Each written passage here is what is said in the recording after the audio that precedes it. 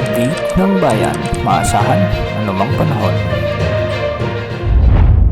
Magandang gabi po sa ating lahat, narito ang update sa lagay ng ating panahon ngayong araw ng Lunes, March 18, 2024 at sa susunod na 24 oras.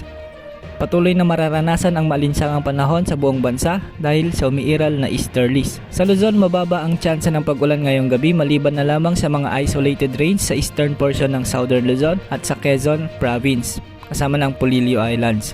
Posible rin ang mga isolated rains sa may Catanduanes at ilang bahagi ng Bicol Region.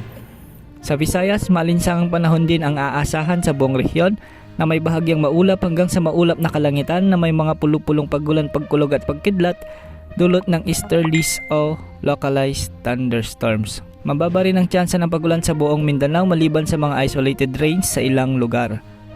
At sa Metro Manila, bahagyang maulap hanggang sa maulap naman ang papawirin na may mga pulupulong pagulan dulot ng easterlies at mga localized thunderstorms lamang.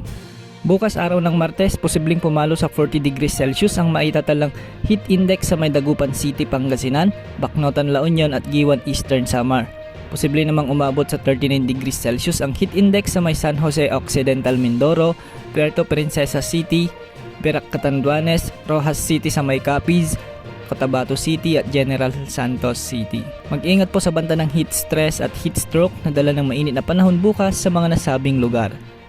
Sa ngayon, walang nakataas na gale warning sa karagatang sakop ng ating bansa, kaya malayang makakapaglayag ang anumang uri ng sasakyang pandagat. Samantala, isang bagyo ang nananalasa sa bahagi ng Northern Australia. Ito si Bagyong Megan o Tropical Cyclone Megan na may Category 2 na lakas. Isa pang sama ng panahon ang minomonitor sa may western part ng Australia, ngunit mababa naman ang tsansa ng mga ito na makaapekto sa panahon sa ating bansa.